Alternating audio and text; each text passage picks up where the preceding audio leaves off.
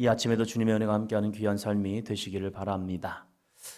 우리에게는 타고난 능력이 있죠. 그 능력이 귀하게 쓰임받는 사람도 있는 반면에 그 능력 때문에 고난을 당하는 사람이 있습니다. 왜냐하면 너는 너무 능력이 출중해. 그래서 사람들에게 때로는 버림을 받게 됩니다.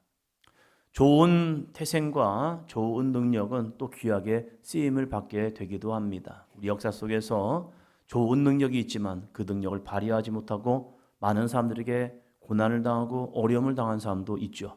특별히 이 성경에 나오는 11장에 나오는 입다의 삶도 그렇습니다. 입다를 성경은 이렇게 정의합니다. 11장 1절입니다. 11장 1절. 길르앗 사람 입다는 큰 용사였으니 기생이 길르앗에게서 낳은 아들이었고. 아멘. 길르앗. 이 길르앗에서 낳은 사람 입다입니다. 이 길르앗을 보면 길르앗 사람이라고 이렇게 칭할 정도로 어느 정도 지명도가 있는, 어느 정도 유지가 되는 그러한 사람이었던 것 같습니다. 근데 그 사람에게 아들 낳았습니다. 입다이죠. 근데 그 어머니가 기생이었다라고 말합니다. 그 당시에 기생, 사람들에게 지탄받고 조롱받는 그러한 자. 그러나 그는 길르앗의 아들입니다. 그러면 다른 아들들이 어떻게 생각할까? 그냥 부족함이 있으면 그 다른 아들들이 그냥 포용해주고 아버지 아들이니까 같이 살아야지라고 했을 겁니다. 그러나 그는 이렇게 말합니다. 큰 용사였다. 그냥 용사가 아니라 큰 용사였다라고 말합니다. 그러면 다른 형제들에게 시기심을 당하게 되죠.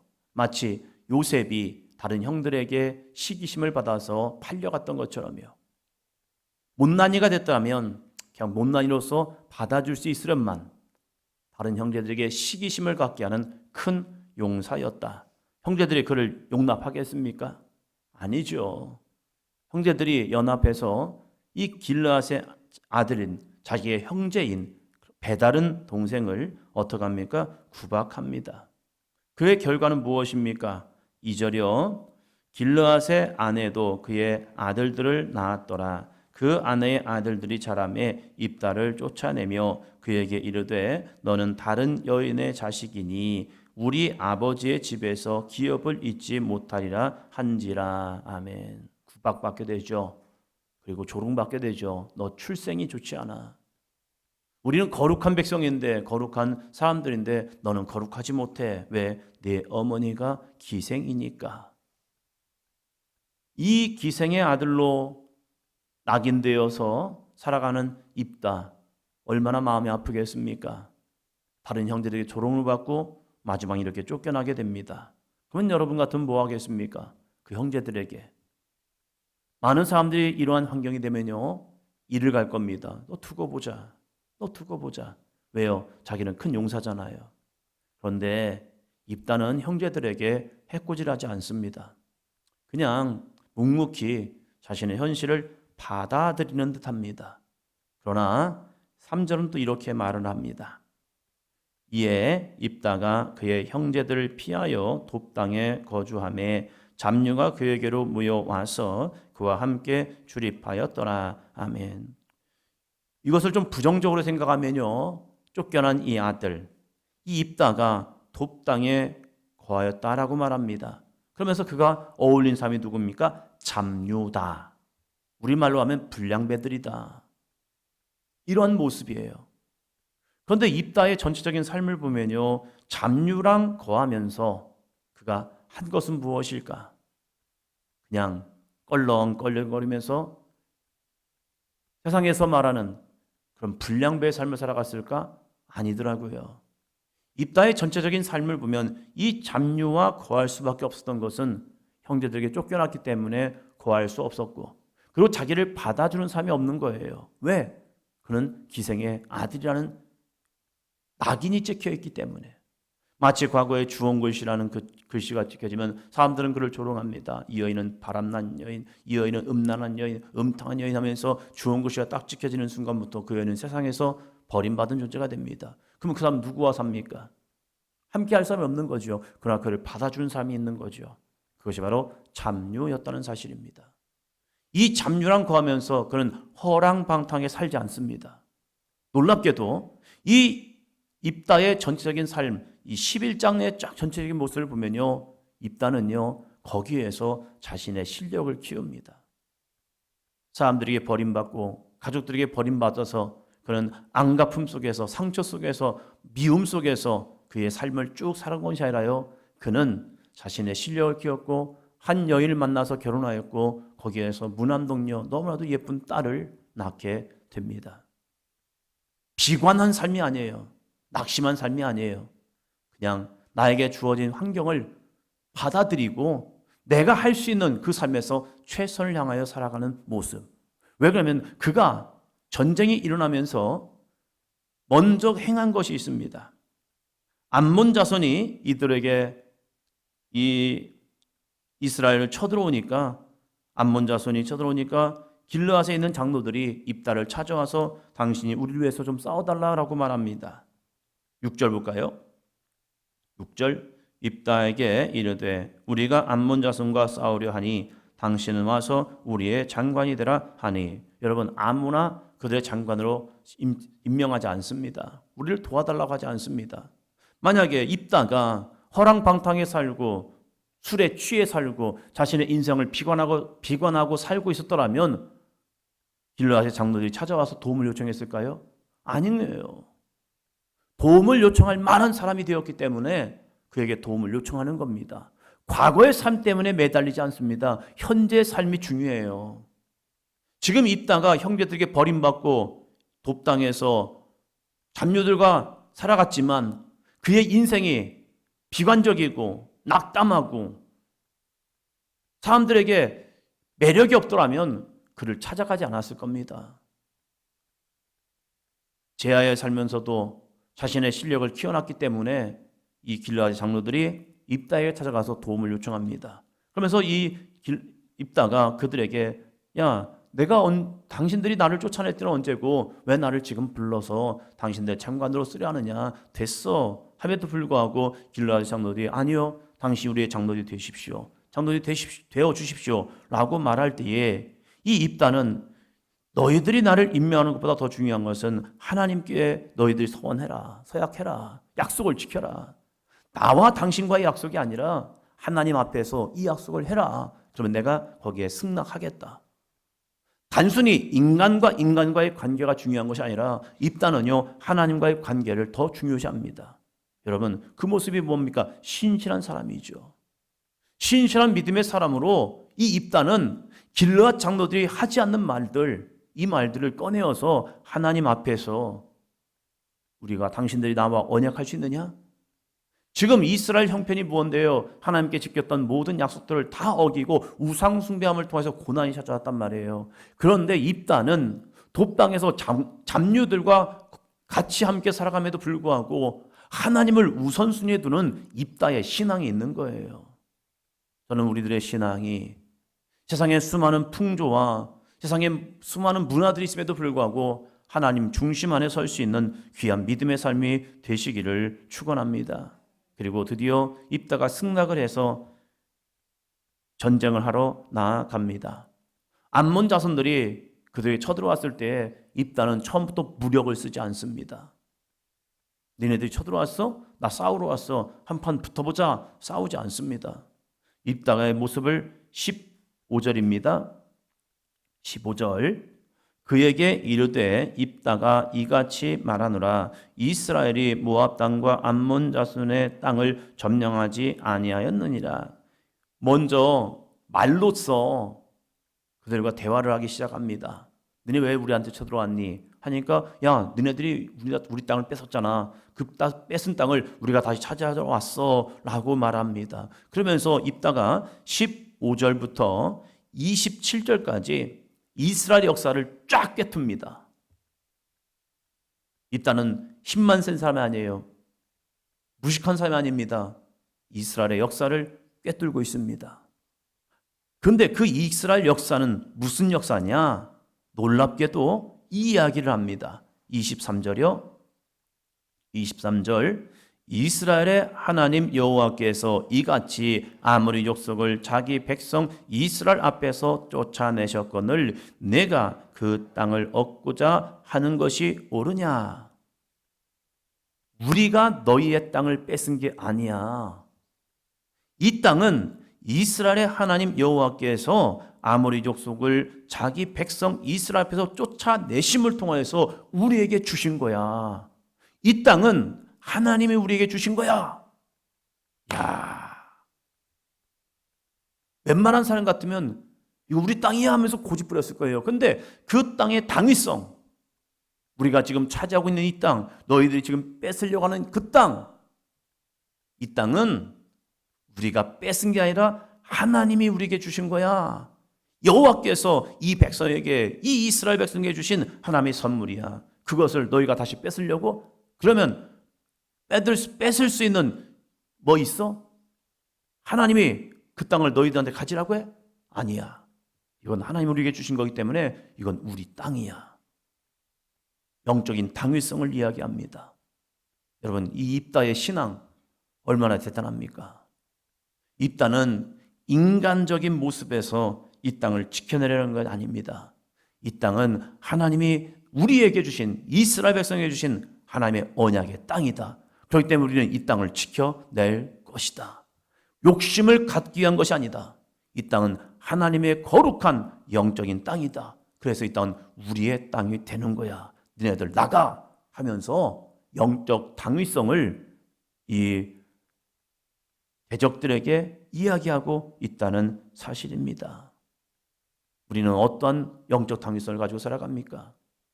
내 욕심으로, 내 마음대로? 아니죠. 우리에게는 하나님의 언약의 말씀이 있어야 합니다. 어제 수요일 날 전했던 말씀처럼 아브라함이 가나안을 향해 가는 것은 또 다른 도전이 아니에요. 아브라함이 가나안 땅을 향해 나간 것은 자신의 욕심을 채우기 위한 것이 아니에요. 아브라함은 하나님의 언약의 말씀을 붙들고 나아가는 겁니다. 우리의 신앙은 바로 이 믿음이 되어야 합니다. 내가 더 좋은 형편, 내가 더 좋은 환경, 내가 더 좋은 여건을 얻기 위해서 내가 이렇게 일합니다. 이게 아니라 하나님이 주신 거룩한 비전과 사명을 이루기 위해서 오늘도 나는 믿음으로 달려갑니다. 이 삶이 되어야 할 줄로 믿습니다. 이걸 잃어버리면요, 탐욕의 인간이 됩니다. 그러나 그 영적 당위성을 가지고 살아가면요, 우리는 하나님의 비전의 사람이 되고 있습니다. 우리들이 영적 당위성을 가지고 하루하루 믿음으로 전진할 수 있는 삶이 되시기를 바랍니다. 그러한 입다에게 하나님이 어떤 은혜를 주신 줄 아십니까? 29절입니다. 29절. 이에 여호와의 영이 입다에게 임하시니 입다가 길르앗과 므낫세를 지나서 길르앗의 미스베에 이르고 길르앗의 미스베에서부터 암몬 자손에게로 나아갈 때에, 야 이제 됐으니까 우리 마음대로 갑시다. 야 이제 전쟁이 준비되었으니까 우리 싸움 한번 해봅시다. 나간 게 아니에요. 그는 누구의 지시함을 받습니까? 여호와의 영이 입다에게 임하시니. 야, 놀랍지 않습니까? 전쟁을 하러 가는 이 입다에게 여호와의 영이 임하신 겁니다. 그는 가고 서는 것, 전쟁을 하려냐 말하냐 이 상황에서 여호와의 영의 임하심을 통하여 순종하는 이 입다의 삶이라는 겁니다. 우리가 나아가는 것이, 우리가 서는 것이, 우리가 무엇인가 행하는 삶이 여호와의 영이 임하는 삶이 되시기를 바랍니다. 기생의 아들이었던 입다에게도 여호와의 영이 임합니다. 오늘 우리 사도행전 교회 가운데도 여호와의 영이 임하는 믿음의 삶이 되시기를 축원합니다. 그러기 위해서 우리가 할 것은 기도밖에 없지요. 예수님께서 우리에게 말씀하신 것처럼 약속하신 성령을 이 예루살렘 성에서 기다릴 때에 그들이 온 마음을 다하여 힘을 다하여 기도할 때에 성령의 충만함이 임했던 것처럼 우리들의 신앙의 삶에 나 혼자 한 발짝 한 발짝 나아가는 것이 아니라 여호와의 영이 임하여 우리에게 맡겨진 귀한 삶을 하루하루 살아가는 저와 여러분이 되시기를 축원합니다.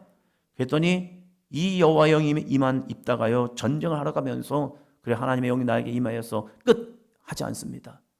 놀라운 고백을 합니다. 30절이요.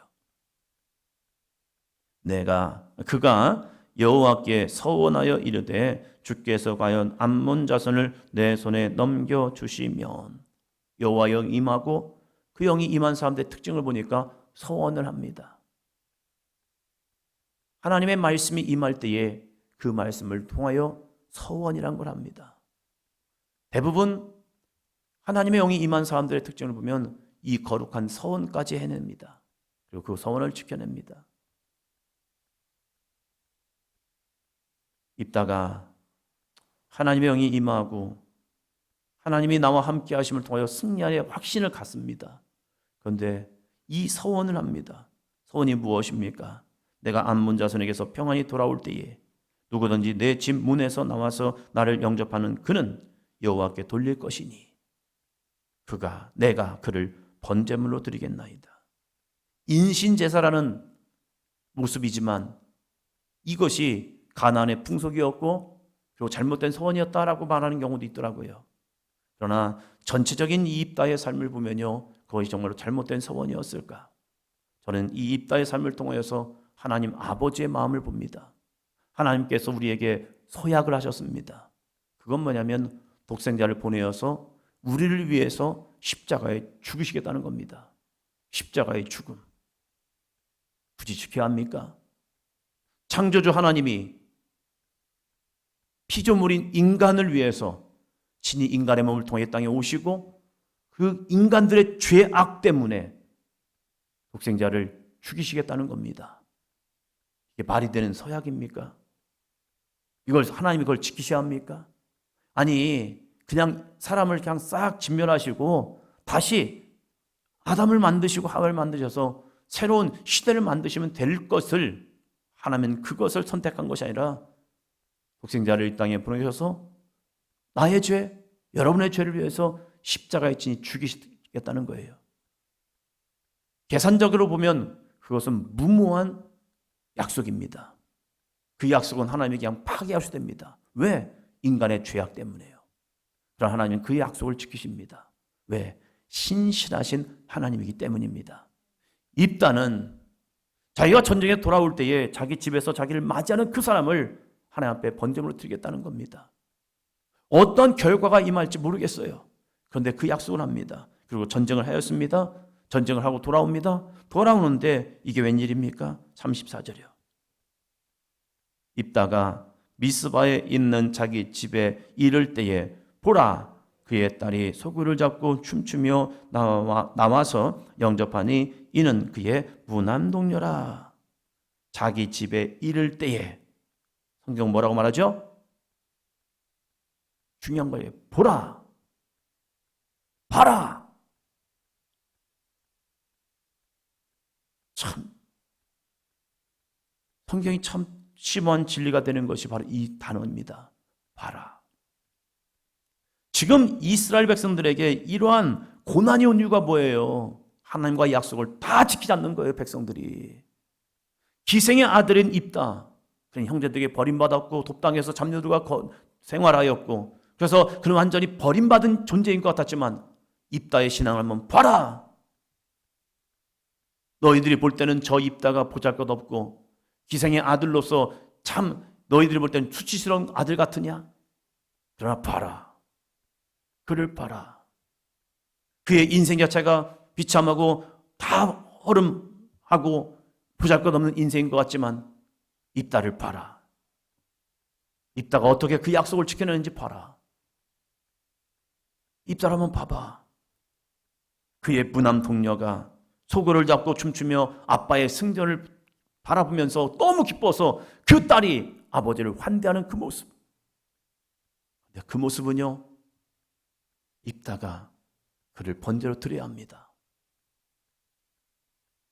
그 모습을 보았을 때 웬만한 아버지 같으면요, 됐다. 하나님, 됐어요 이제.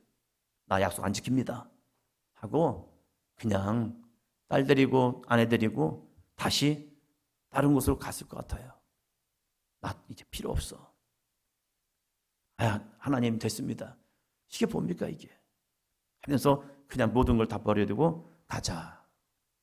됐어. 아버지가 뭘 더 이루겠니? 됐다. 그런데 이 입다는요, 자신의 달려오는 그 딸을 바라보면서 옷을 찢고 하는 말이 하나님과의 서원에 대한 이야기를 합니다. 왜 네가 나왔니? 왜 네가 나왔니? 왜 너야? 그러면서 이 이야기를 합니다. 내가 여호와를 향하여 입을 열었으니 능히 돌이키지 못하리라. 신앙이란 게 바로 이거더라고요. 내가 손해보는 것 같고 내가 피해보는 것 같고 내가 죽을 것 같아도 하나님과의 약속은 지켜내어야 합니다. 입다가 그렇게 가슴을 찢으면서 외치니까 딸의 믿음도 아버지의 믿음과 똑같습니다. 36절이요.